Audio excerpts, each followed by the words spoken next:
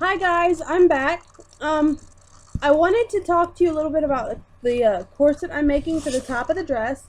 I've almost finished it, but I wanted to show you guys a little bit of how I did it. And as you saw in the first video, I had this fabric right here, which is going to be the bottom of the corset.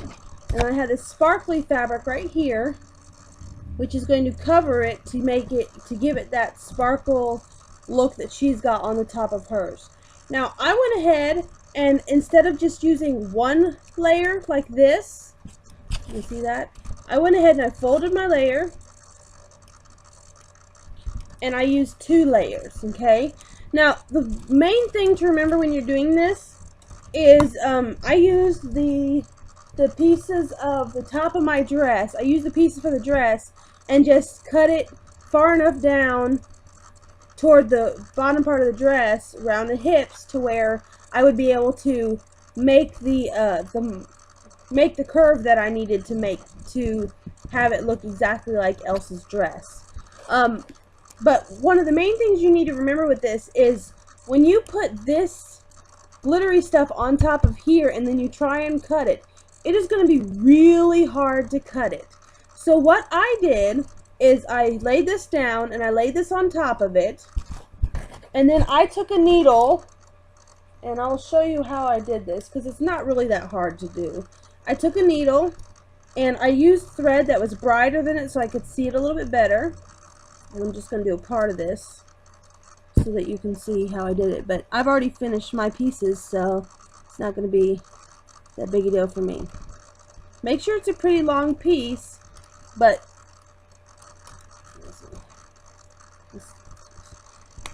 okay, so I got a really long piece here. You can see that right there.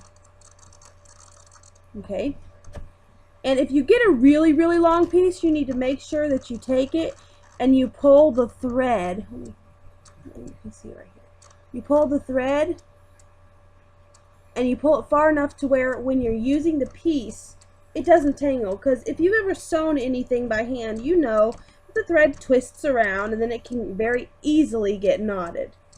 There we go. So here's my thread. So I lay this on here, and I took the piece of, let's say, let's say that this was your pattern piece. I know it looks nothing like a pattern piece, but let's say this is your pattern piece. So I laid it out, and let's say that I needed 2 of this piece, 1 for each side, okay? So I laid it out on here. I'm sorry if you can't see that. I'm trying to figure this out. And see where the glitter ends right about here. Okay? So I lay it out and say, okay, I'm going to need 2 of these. So I need 1 right here and 1 right here. So that means I'm going to have to fold it over to make 2 pieces, okay? Don't fold it over and then do your basting on both pieces, because if you do that, then your pieces will be stuck together and you will have to unbaste it and unbaste it without sewing it together. That's what I did. It was a mistake. I would think don't do that, okay? So you lay it out like this, and you just take your needle like this and you poke it in and pull it through like this. Let's see that. You can see that. And then you just do that all over it, okay? Make sure you leave enough of the thread so that it won't pull out. And I usually tie it off before I poke it in, but since this is just to show you guys how to do it, I'm not going to do that.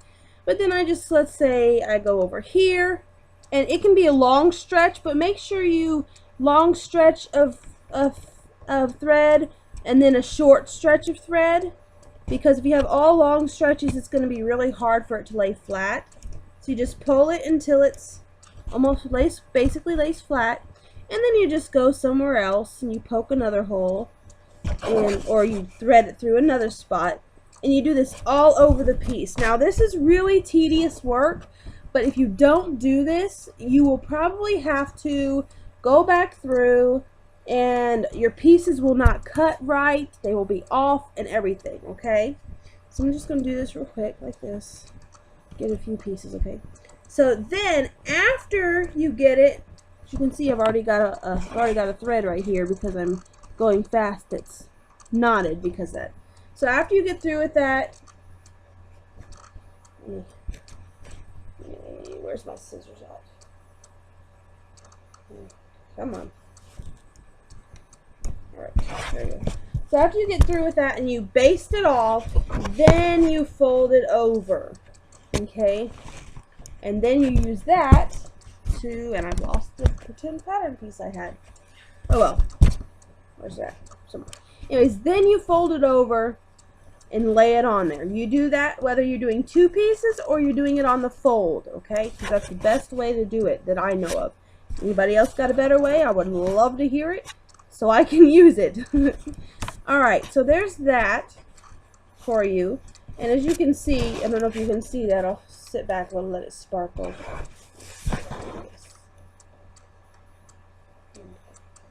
Alright, so there's that piece. Now, after I did this and cut it out, I slowly took the basting out and then started putting needles in it. Now, the reason I did that is because I messed up, as I told you not to do, and I basted it together, folded, and then I had to reopen it. It was really crazy and not very fun. So after you do that, you basically have to pin it all along the edge, unless you've only done one piece at a time and it's its own piece, okay? But when you're doing the curve for the bust line, you have to make sure you pin it really close and go at a steady pace, because if you're going really fast, yeah, okay. If you're going really fast, these will pull farther. But if you go at a steady pace, it's harder for this to pull. And if it does pull a little bit, it's okay, because I have not noticed any problems when it pulled where it was at. And watch out for your needles. I broke at least 4 needles doing this. So sew everything together. And what I'm going to do is I'm going to sew the top of it, where the top of the thing is for the bust line. And then I'm going to sew the bottom of it and then pull it inside out.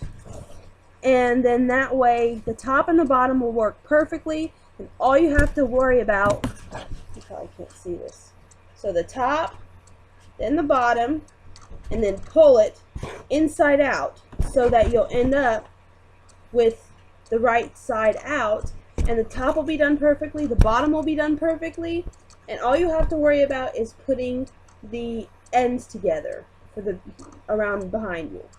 I am planning on using hook and eye tape, which is basically, for those of you who don't know, just a piece of fabric with hooks and eyes all the way across it, and I'm going to sew that to the end, to the back of my corset. I'm going to be using an invisible zipper on the dress. So anyway, we'll see how that works, and I'll get back to you guys as soon as I can. Where's it at? There it is.